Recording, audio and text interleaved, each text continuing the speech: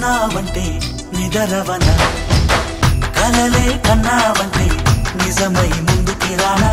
కలతై ఉన్నావంటే కథనవన